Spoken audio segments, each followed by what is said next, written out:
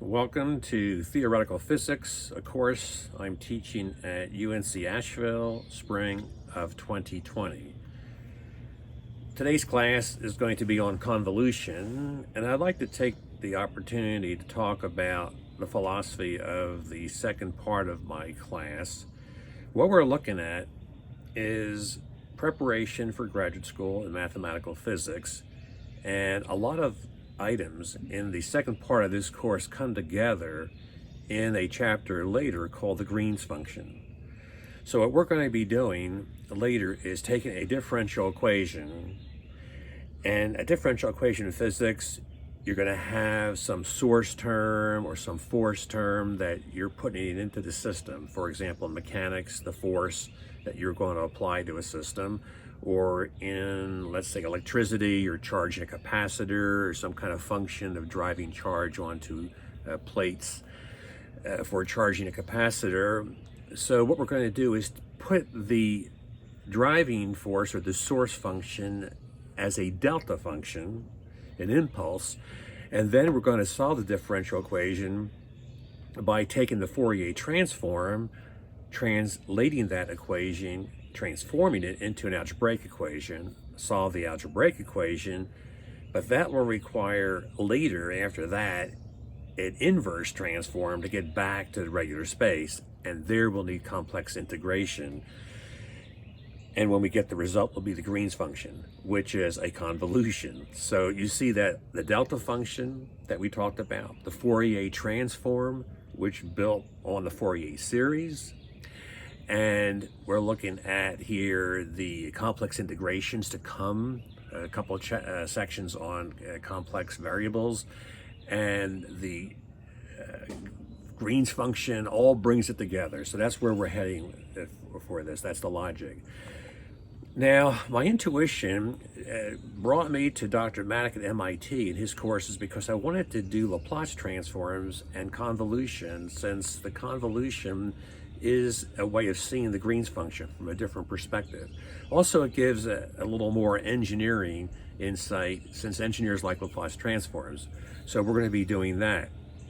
Now, in this chapter today, a lot of it is inspired from Dr. Maddock's MIT course, as well as the Laplace transform class. He mentioned that his daughter came to him with a problem in environmental studies. I think it was acid rain, and it involved a convolution. And this impressed me of the power of physics, that physics and mathematics, mathematical physics in particular, has such power that we can do things in other fields. I first learned about this when my best friend's brother, who majored in physics, went to grad school for atmospheric sciences, meteorology. He had never taken a course in meteorology. And I thought that was cool. That's amazing. And we have other cases. For example, my colleagues, two of them at UNC Asheville, have undergraduate degrees in physics and PhDs in astrophysics. Here's an example. I pulled up a cosmology book at random, written by Professor Barbara Ryden. And when I went to her website, I found that she has an undergraduate degree in physics and a PhD in astrophysics. And I checked up on Neil deGrasse Tyson, the charismatic proponent of astronomy, astrophysics, and physics to the general public. And he has a degree in physics as an undergraduate before he went on to get a PhD in astrophysics. Another example would be engineering. Here I knew of an engineering chair at one of the schools who said that he would be happy to take a physics major for his mechanical engineering program, that a physics major was qualified, and he recommended to major in physics and then apply to engineering school to get the master's.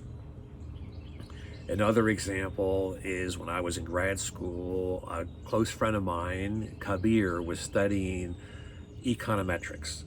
And one day he was saying how econometrics was tough for him. He was having trouble. So I picked up his book and I says, Kabir, what they're doing here, I opened the book and saw this. He was doing something with supply and demand, and it was a graph that had a curve with the minimum for the equilibrium. So I says, come here, this is looking for the equilibrium here in the mathematics. Here we're solving for the minimums. It was a max-min problem from freshman calculus, and he was very impressed. You didn't read the book. I mean, how do you know this? I says, well, this is techniques in mathematical physics, and then mathematics, and then he said that I should major in economics, try to make a lot of money or something. Well, someone did do that, actually, and that's Elon Musk, who majored in physics at Penn in Philadelphia, and then also majored in economics. He had double, basically majored in two fields, and then he went on to co-found PayPal, and the company that makes the Tesla car and now sends rockets into space. And a colleague and I, Dr. Perkins and I, recently published a paper on the home trajectories of these rockets as he puts the satellites into space. And the guy's like worth billions. Finally, I'll mention my best friend from where I grew up. He majored in physics and he became a lawyer. And now he's a judge. We had a physics major at UNCA who she became, she got accepted into graduate school for law. And also at UNCA years back, I had a couple, I'd say one student that majored in mathematics and physics and took organic chemistry and then went to medical school. So I hope you enjoyed this little pep talk, the power of physics, mathematical physics, to be able to go into so many areas of graduate school. Thank you very much, and I hope you enjoy the convolution class. Class R convolution. Now, in this convolution class, we're going to look at a problem that is involving radioactive decay. So let's go R1 here, radioactive decay.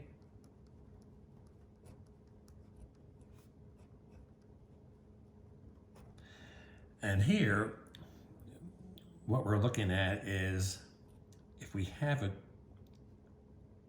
amount of radioactive substance, as time goes on, there's decay of the radiation and we get less and less radioactivity. There's decay of the radioactive particles, and the radiation then goes off from the particles, and then the particles are eventually going to be not radioactive. So let's just assume a simple case where you have a radioactive particle, it decays, and then when it decays, it's not radioactive. So the equation is, for the radioactive decay, some initial amount, capital A sub 0. So this is the amount where t is equal to 0. The exponential is going to be then 1. And as time goes on, this decreases. So if we look at a graph here, where we have the time and we have the amount, some initial amount, then eventually will go on and go to 0. And the half-life is the time it takes for half of the particles to decay. So that is the basic equation, but we're going to do a problem now that's somewhat sophisticated, because here, with the radioactive waste problem, we're going to look at dumping the radioactive substance throughout the year or years.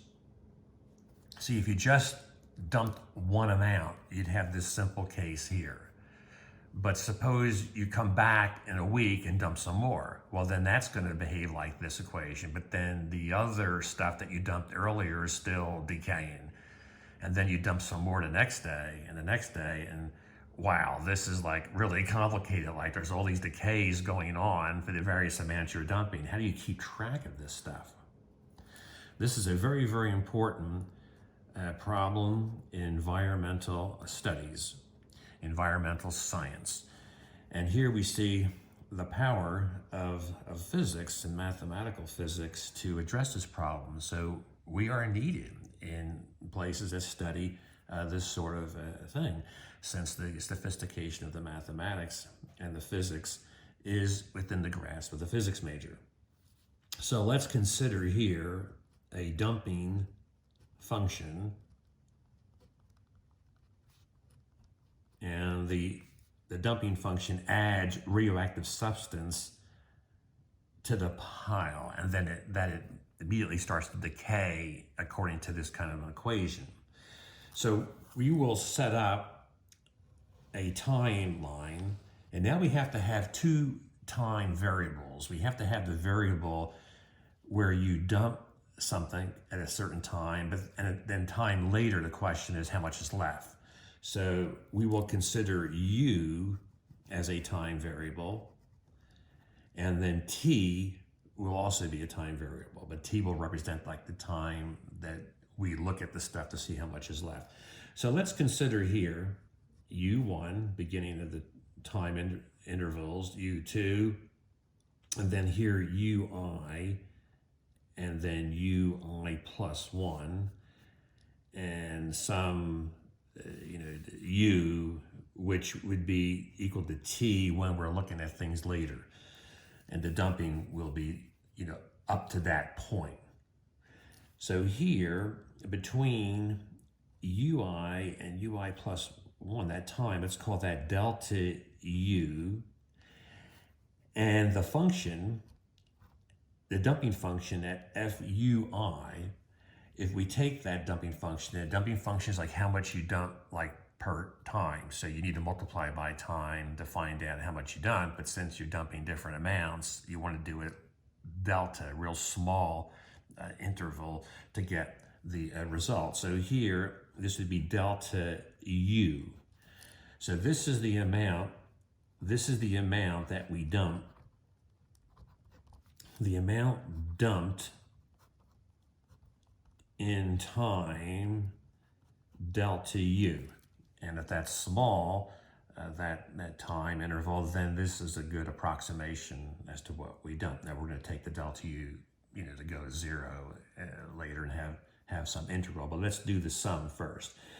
Now, at this point, this amount will start to undergo decay immediately, and now this is the cool part. You have to put up in here the time, the t time minus the time that you dumped it. Because remember, t is the time that we are looking at things that have occurred in the past accumulating. So in the past, at the ui interval here, between ui and ui, the plus 1, that delta u, we dumped this amount. But then from that time on, it's the time difference that is going to be the decay, where the decay kicks in. So that's the complication. That's how we're going to be working with this, see? So for the different amounts that we dump, the ui's will be different times, but then this time t is the time that is today, like when we're looking at the past. And then we're going to have to add up all the ui effects. So the radioactive decay kicks in, this formula kicks in when the dump occurs. So it's t minus the ui. So the amount of radioactivity left would be the sum I equal to 1 to n, right? And n would be then up here where the time that we're looking at things of the dumping function, right? And then this exponential factor, t minus u, and then here there's a ui and a delta u. Okay, so how do we go from a summation to the integral? Well, we've seen this before. What we do, 3 steps. Step 1 is we take the delta u and let that become a du. We then rip off the subscript I, rip off the subscripts, so that's going to come off this ui up here and the ui down in there. And then the third step is we turn the summation sign into a snake. All right, let's do that. So a of t is then equal to the integral from 0, and this is going to be t now, the continuous variable, to t, integrate from 0 to t of the u times, and that's going to be f of u e to the minus lambda t minus u du. A very, very nice result. And this is the key, the main idea of today's class, this kind of a function. This is a convolution. So let's look at this here. R3 convolution. So the convolution is defined, see, there's two functions, f of t, and say here a g of t. And the convolution is defined, this definition here, three equal signs, the triple equal sign, 0 to t of f of u and g t minus u du. And you can see that that is essentially what we have here with a specific case. The f of u function, and then some function here where the variable is t minus u. Here it happens to be the exponential decay formula, but it could be other things. So this is the general formula for the convolution. Now this convolution is non-trivial. You have to be careful, because if you take the convolution with 1, you might think, isn't that just f of t? No, that's not going to be that simple, because watch, if we replace the g with 1, we still have an integral to deal with, 0 to t f of u du. Okay, so here the g function is 1 in this case, but the convolution of the function with 1 is the integration of that function, and that has an interesting meaning, because suppose we did not have any decay. If we did not have any decay, then this equation here, this would be a 1. In other words, the amount is simply the garbage that you dumped. It's not decreasing. So you would simply have a 1 here if there's no decay, and then the amount that you dumped would be the integration of the dumping over the time. So in other words, here you wouldn't have this exponential, but you would just have this. So this is giving you an equation that would describe, say, garbage. It's not radioactive. If you just dump the garbage over a period of several weeks, then what's going to be there is going to be what you dumped up to the time t, whatever you dumped. Fascinating. So that's the case here, where there's no radioactive decay. All right, let's now get mathematical and look at here commutation. Does this commutation? In other words, can we have the g first and the f second? So it looked a little bit different over there, but would it be the same thing? Watch this. We can show this fairly easily. So here we have f of t, convolution here, with g of t, and then that's going to be from 0 to t, f of u, g of t minus u, du. That's our definition. Simply write it down. And here, we're going to say that this variable here, let's play around with that, call that z. So if z equals t minus u, then dz is going to be a minus du, all right? This variable here, this is going to be equal to a minus dz. All right. So we're replacing the t minus u combination with the variable z. All right. So in other words, the u is now going to be the z variable, is going to be what's going to be varying there, and the t gets integrated over as before. So this means that if we compare u and the z, the u variable goes from 0 to t, because this is your u variable here. U goes from 0 to t. Well, what happens to the t variable? Well, if the u is 0, then, I'm sorry, the z variable. What happens to the z variable? We want to compare with the z, because we're going from u to z. So here, if u is 0, then z starts out at t.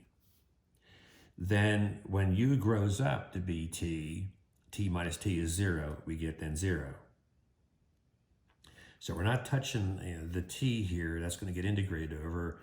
The u is getting integrated over, but that's going to go from 0 to t.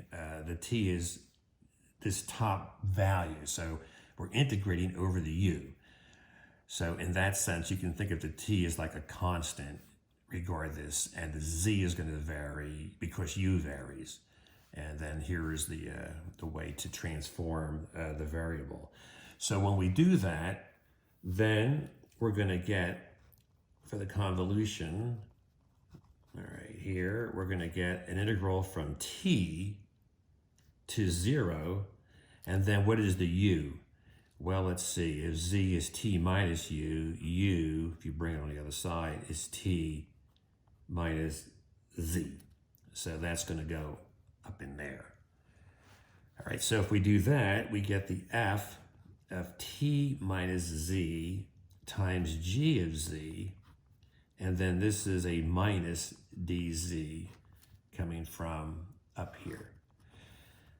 Now, the old trick in calculus, if you switch the order of integration, then the minus sign, you get a minus sign, so it'll cancel. So this is equal from 0 to t,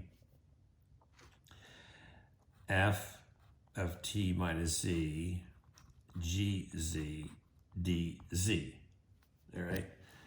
So now let's simply write this by switching the order here. Put the g first, g of z, and then f of t minus z dz.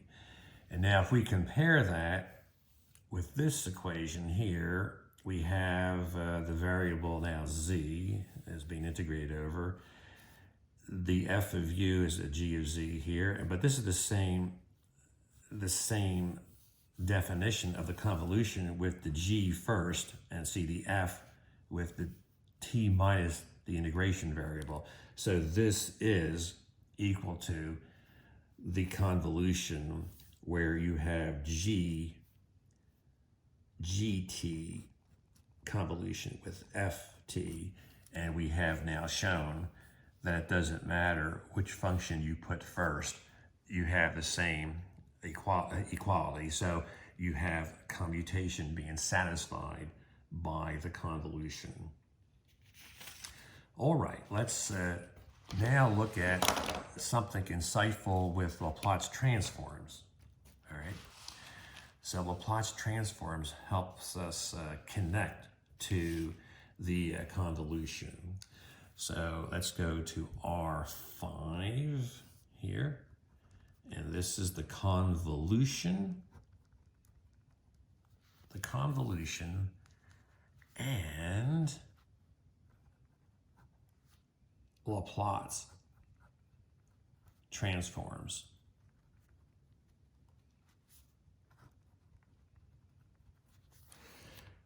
Okay, let's consider the Laplace transform of the f function. So that would be from 0 to infinity, f of u, e to the minus su du, something which we have seen in an earlier class. Then let's look at the Laplace transform of a g function, so 0 to infinity, and then here we have g of v. We'll pick a different variable here for the integration variable, minus sv dv. Now what about multiplying these two Laplace transforms together? Well, is there a way to relate this to like f and g? Well, it's just complicated. It's not a simple relationship. So let's write down this from 0 to infinity. Just copy down these two equations that are above us. Here are the two integrals. And we have here the g case, right? E to the minus sv dv. And this is the double integral, right? So we have double integral, two integrals here, 0 to infinity. And let's combine, let's put the e here first, minus s, and this is going to be u plus v, and then f of u and g of v du dv. Now I'm going to let u plus v equal t, since I'm trying to make this look like a Laplace transform somehow, and here they have minus s with the variable, and here I see the combined variables u and v, so I'll let that equal t. And then here, if we look at the u variable, let's just say the u equals u. We want to transform, in other words, the uv pair, we want that to go to a ut pair. See, this is what we want to do a variable transformation. Now, if we do that and look at the variables now, here is u and v. We look at this first quadrant. Then if you have t lines, they're going to be like this. Now, how do we know that? Well, if you have u plus v equal t equals some constant equal to b, then your v would be minus u plus b. Now this is an equation of a straight line with slope -1. So here's slopes -1. You're like 1, 1, 2, 2, like that, 3, and 3. And here the b would be the intercept. So the b, which defines a family of the t lines, these are the t lines here. This would be the u plus v equal to b constant, all right? So just think of the v as being a minus u plus b. I think that's the easiest way to see that. And then the t is being held constant as the b. And if the t is held constant, then this intercept that's up here has to be the same value for the t variable, 3, all the way along there. So here the u is 3, here the v is 3, but all along here the t is always 3. The t is always 2 and 1. So the u variable is going to go from 0 up until t, and then t is going to go off to infinity this way.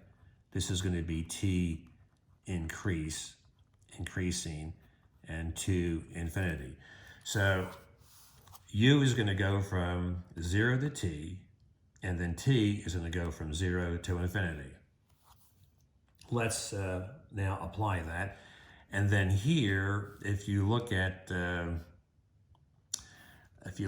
say du dv, we can look at that as a du, and the dv, let's see, v is equal to t minus u.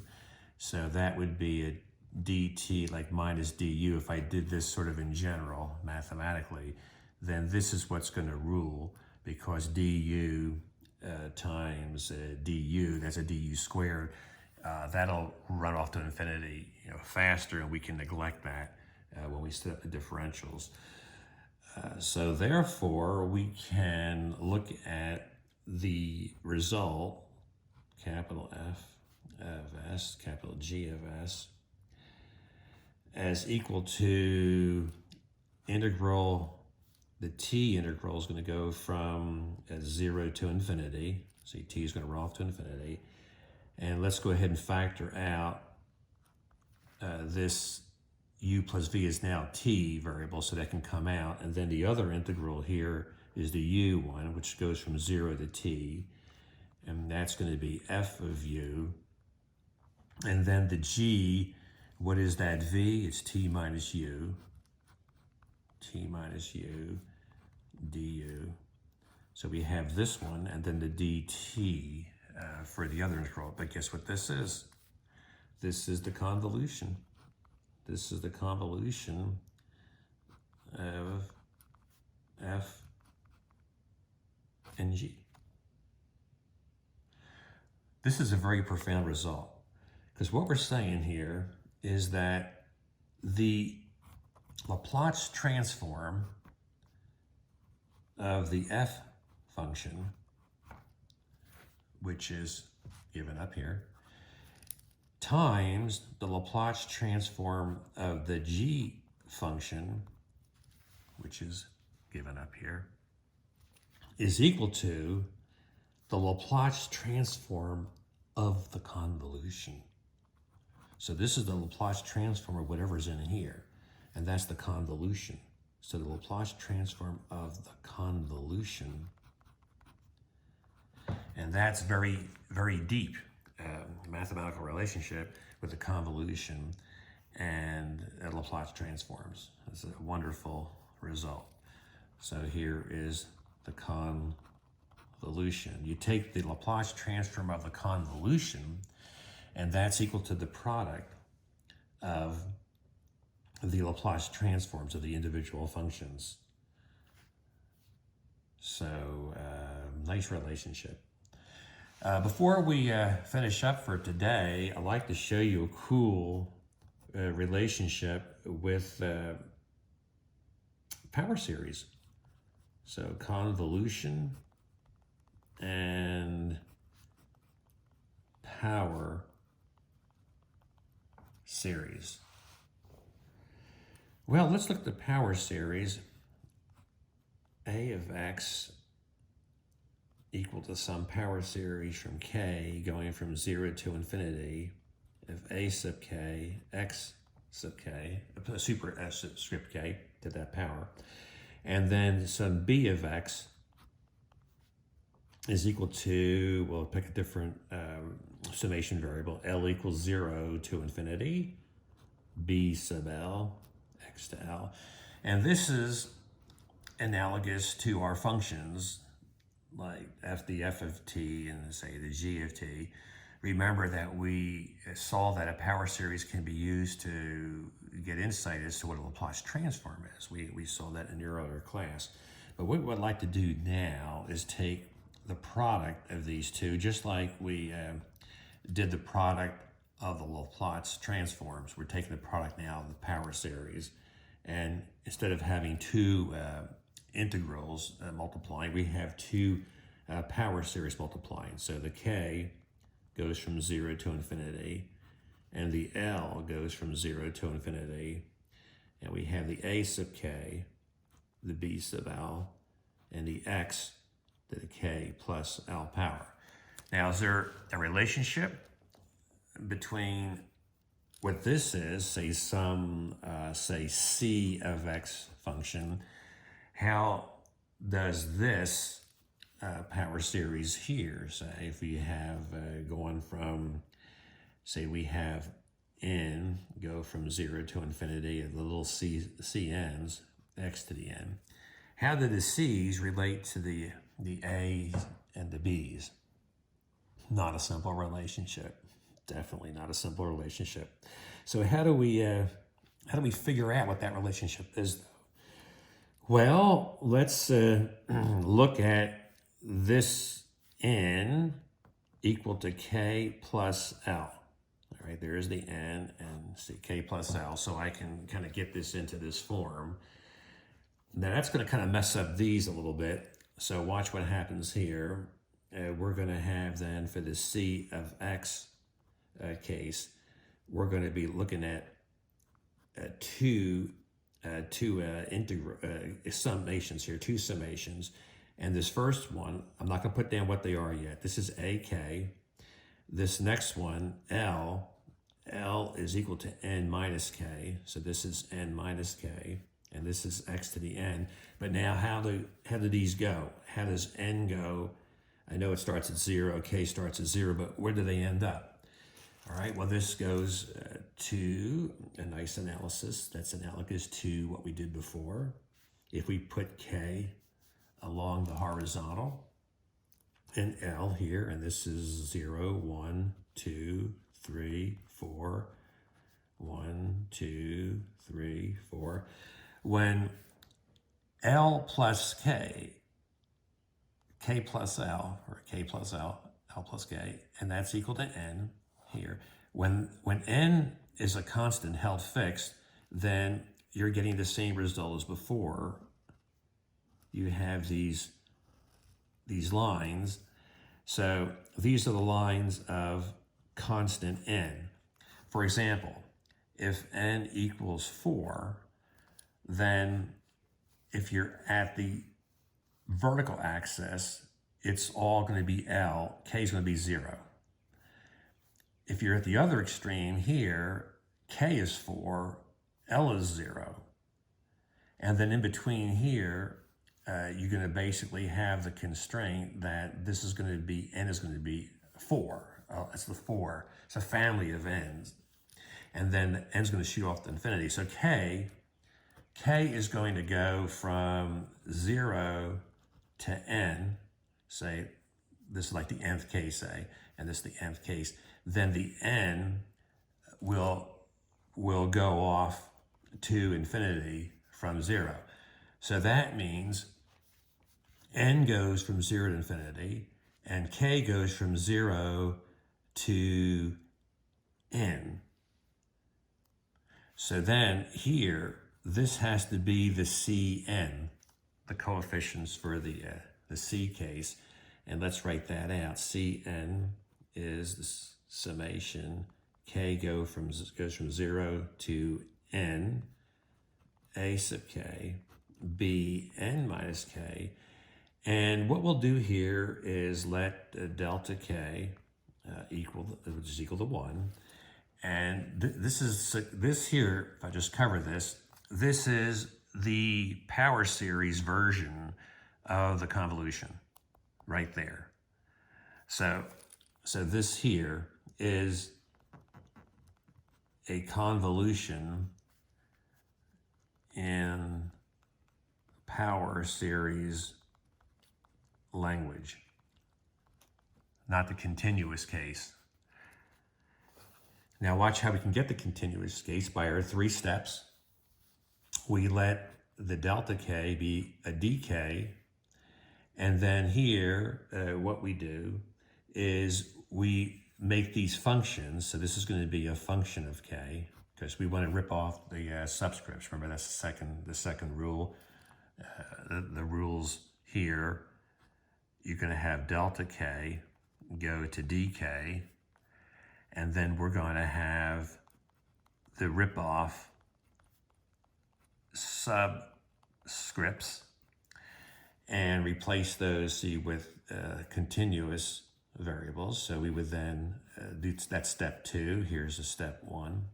And then step 3 is to change the summation sign into a snake.